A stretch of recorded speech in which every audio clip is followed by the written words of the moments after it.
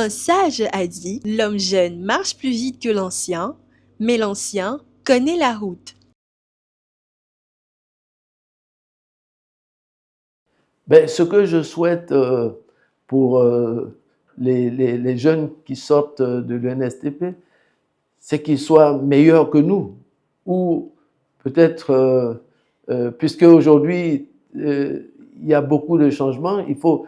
Aujourd'hui, ce que j'aurais souhaité, moi, que les élèves sortis de l'UNSTP aient en plus, c'est qu'en plus de leur formation d'ingénieurs techniques, qu'ils soient plus aujourd'hui tournés vers les usages hein, pratiques pour que ce pays-là puisse se développer, être en même temps de très bons financiers, de très bons banquiers, et je peux le dire puisque moi-même, après avoir fait mon expérience professionnelle dans l'industrie du bâtiment, aujourd'hui, me voilà donc en train de diriger une société d'assurance, de diriger une société financière.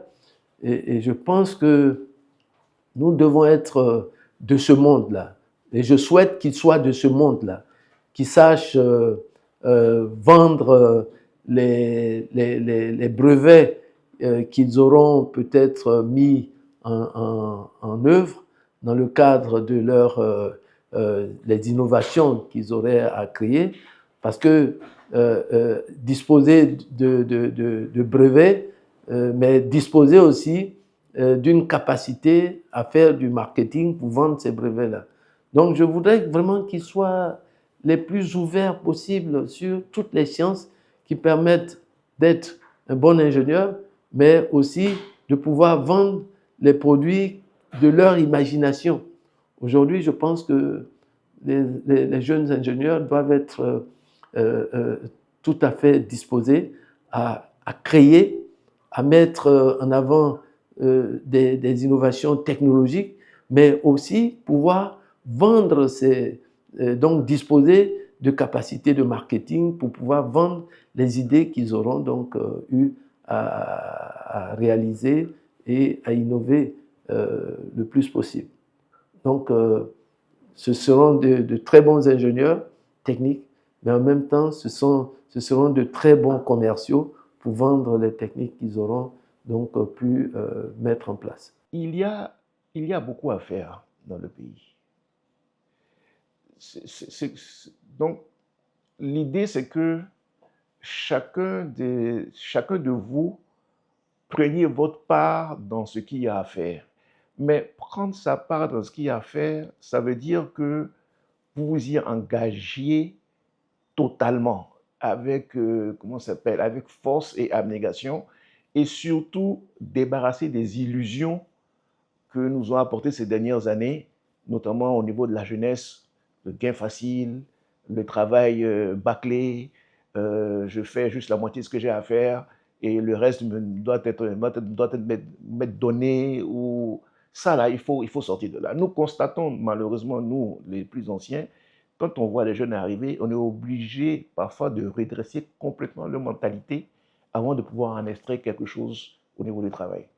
Ils arrivent avec l'idée que tout ce qu'ils font est bien. On n'a pas à leur indiquer quoi que ce soit, à leur montrer quoi que ce soit, alors que ce n'est pas vrai. Ce que vous devez comprendre d'abord, c'est que l'entreprise a ses réalités et que c'est le chef d'entreprise qui décide de ce qu'il y a à faire. Et les cadres à qui il a fait confiance, ce sont eux qui manœuvrent. Et donc, vous, les jeunes, vous devez donc apprendre auprès de ces gens-là avant de pouvoir prétendre imposer votre volonté, votre voix ou votre façon de faire. Et puis, un dernier conseil que je donnerais aux jeunes, dès que vous avez un peu d'argent, achetez des obligations à la bourse, un portefeuille d'obligations. Je crois que si j'avais suivi ce conseil il y a 30-40 ans, ma retraite serait tout autre que ce qu'elle est aujourd'hui. D'abord, je recommande à tous les jeunes, les plus jeunes jusqu'aux enfants, de continuer de s'intéresser à la science et à la technique. de continuer à s'y intéresser, depuis donc, le collège et le lycée, de manière à déboucher sur, bien sûr, des bacs littéraires, parce que sans la littérature, on ne pourrait rien faire. Mais généralement, vous avez pu remarquer que même les scientifiques sont des grands littéraires. Donc, d'être complet et d'embrasser, vraiment de tout faire pour, autant que possible, sur les formations de l'INPHB. Si l'on réussit, vraiment, on devient des hommes ou des femmes accomplis, capables de prendre leur place dans la société d'aujourd'hui. Tout est ouvert. Aujourd'hui, de plus en plus de jeunes font l'entrepreneuriat depuis la sortie de l'école. Donc, vraiment, il y a de la place et de l'avenir. Et s'il y a un conseil à donner, ne relâchez pas.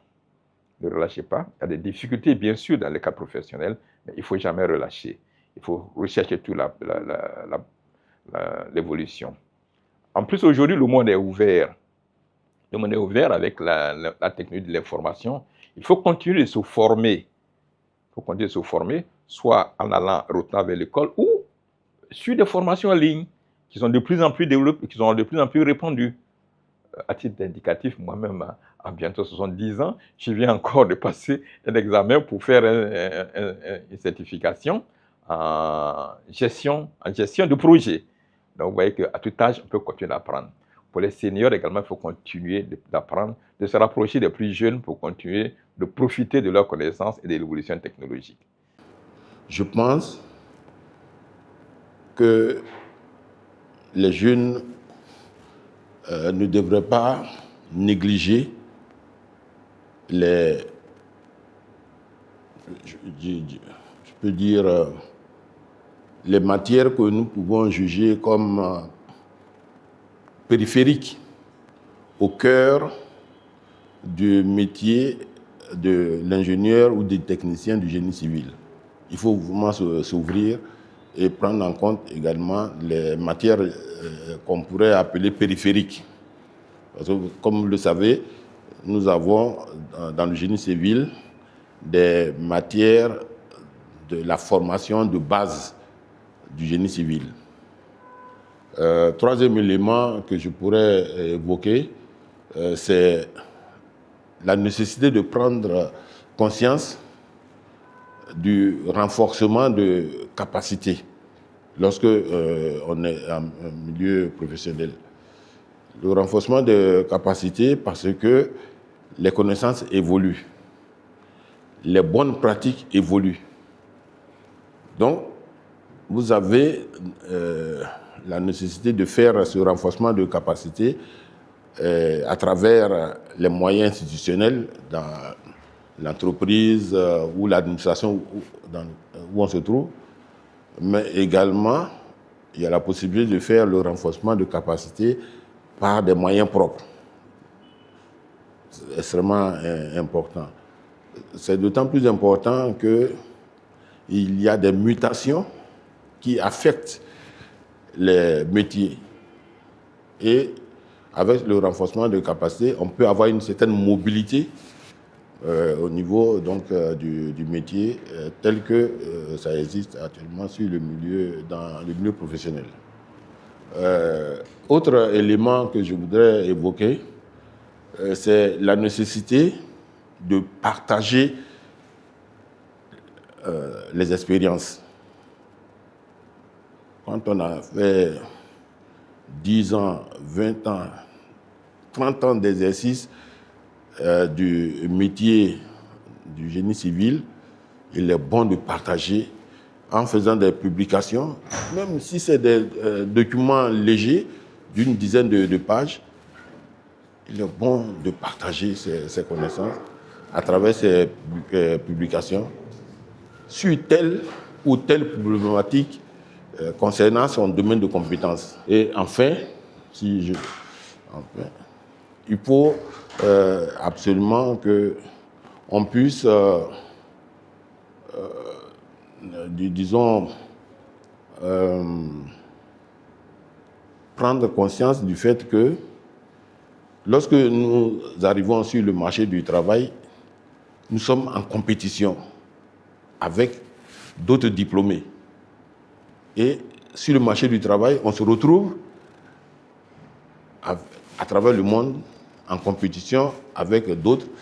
Et par rapport à ça, il faut chercher à être parmi les meilleurs pour avoir les meilleurs emplois possibles. Voici en quelques mots ce que je peux dire comme conseil à nos jeunes cadets. Je commencerai par dire, nous avons une formation, il faut le dire, nous sommes parmi l'élite. Bac scientifique, classe préparatoire, concours, cycle d'ingénieur. Et souvent, nous avons un peu cet orgueil-là, d'être parmi les meilleurs, sinon les meilleurs. Alors, ce que je leur demanderai, c'est vrai, hein, on a trimé, on a des bons diplômes, on a été bien formés, nous sommes parmi les meilleurs, mais la première des choses, c'est vraiment l'humilité. Ce que je peux leur conseiller, de faire preuve d'humilité. Aussi bon que nous soyons, mais il faut être humble. Parce que comme disaient certains sages, et même religieux, l'humilité, c'est la mère et la gardienne et la porte d'entrée de toutes les autres vertus. Si vous êtes intelligent, travailleur, c'est une grâce. Vous n'avez pas à vous en enorgueillir. Il faut respecter celui qui est en face de vous. Parce que après tout, c'est un frère, c'est une sœur. Hein. Nous avons tous le même père. Donc vraiment, la première chose, c'est l'humilité. Ça paye toujours. La deuxième chose, c'est le travail, l'ardeur au travail. Hein? Jeune diplômé, vous arrivez, il faut faire preuve de savoir-faire, de savoir-être. Mais ardeur au travail, abnégation au travail. Ensuite, je dirais esprit de discipline. C'est la deuxième branche de notre devise, hein, pour ceux qui sont des nationalités ivoiriennes, j'entends. Il faut être discipliné, c'est-à-dire respecter les règles fixées, les lois fixées au sein de votre entreprise, de votre communauté où vous allez vivre. Il y a des règles, il faut avoir un esprit de discipline. On ne peut rien faire dans le désordre. Peut-être ce que je souhaitais dire aux étudiants ou aux futurs diplômés de l'INHP, c'est que c'est une école d'excellence. Donc c'est une chance que tous ces enfants-là ont d'intégrer cette école. Aujourd'hui, je ne sais pas combien de bacheliers la Côte d'Ivoire génère chaque année, mais il y a une minorité qui ont accès à cette école-là. Ils peuvent se dire privilégiés. C'est une véritable chance que ces enfants-là ont. La deuxième chose que je peux leur dire, c'est qu'il faut qu'ils privilégient l'anglais et le digital aujourd'hui.